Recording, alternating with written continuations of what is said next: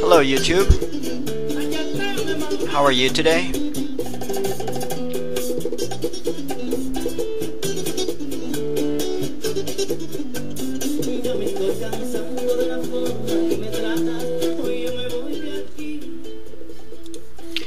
This is a story of Martha Laura Granados, an immigrant woman from Saltillo, Coahuila, Mexico, who abused the Violence Against Women Act, VAWA, by pretending to be in love with an American legal resident.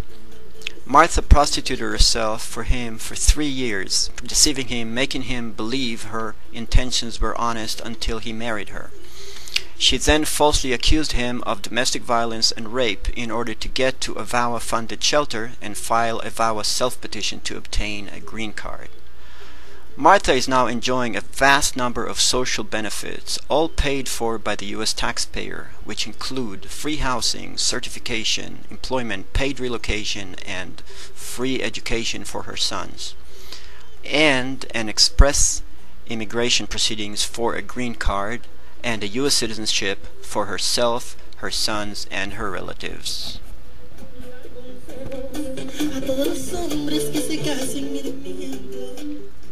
Reference: Martha Laura Granados, date of birth November 14, 1966, the immigration prostitute.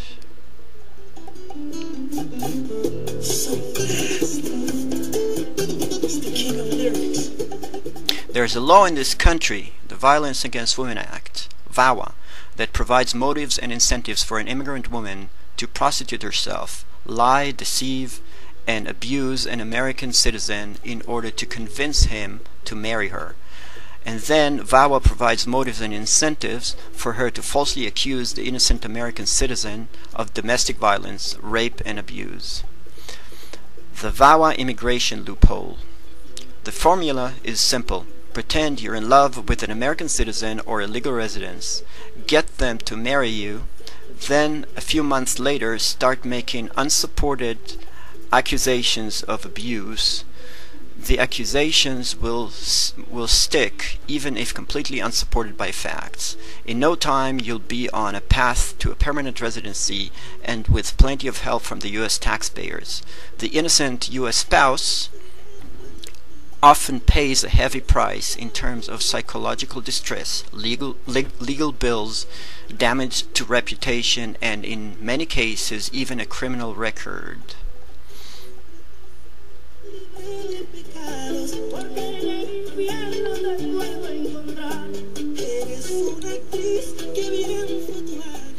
Martha's story.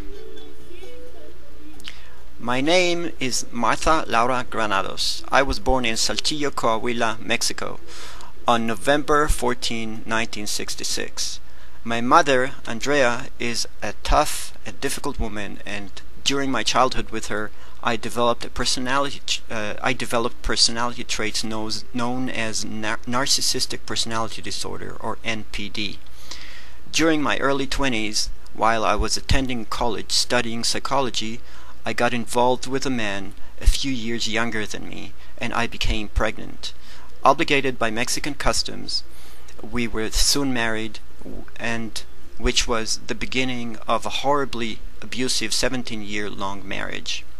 I had 3 sons with this man, and in the early 2000s he was offered a job in Lawrenceville, Georgia, USA, and we all moved. We ended up in a house that was only in his name. Our relationship continued to be reciprocally abusive.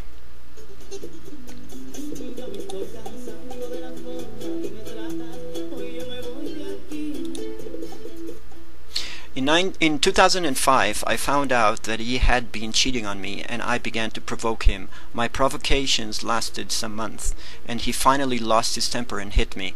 I asked my son to call the police, which he did, and my husband got arrested. After my husband's arrest, I filed for a temporary protective order so that I could stay in his house with my sons and use his SUV. He then filed for divorce.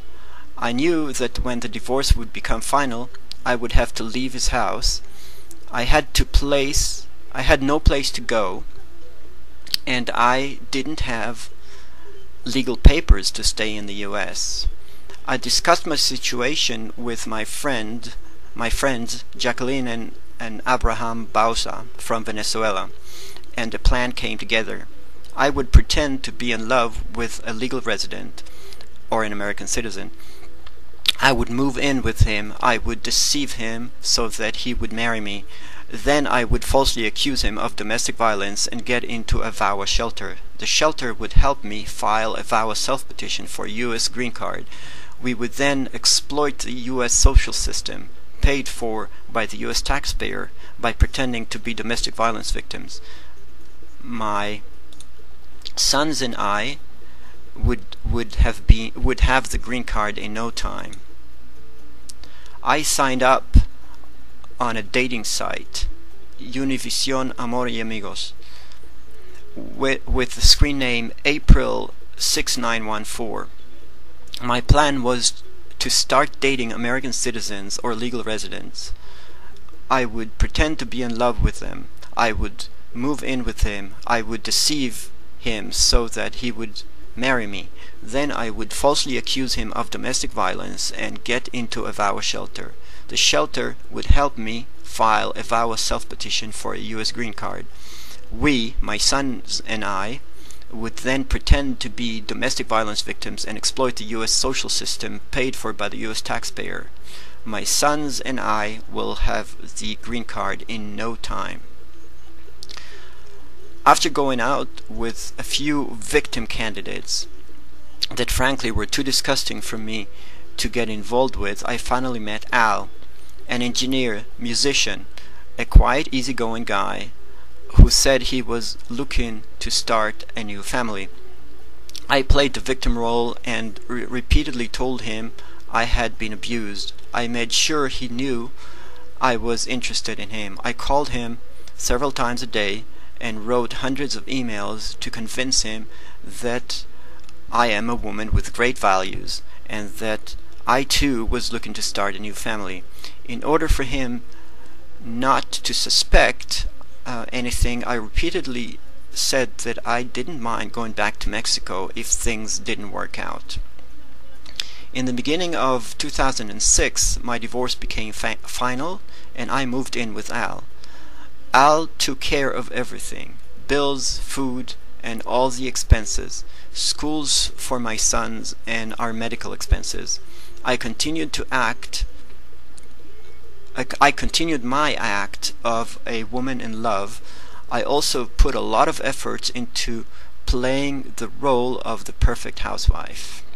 However, acting around the clock is not easy, and I started having stomach issues. Again, Al took care of everything. Al took me to the doctors. Al took me to the emergency room several times. Al got me to a hospital and stayed by my bed before and after the surgeries. Then I broke my leg, and again Al took care of everything. Then I wanted a couple of cosmetic surgeries, and again Al took care of everything, including the cost. And all the while I kept playing the role of a victim, acting as being in love with Al and playing the role of a perfect housewife.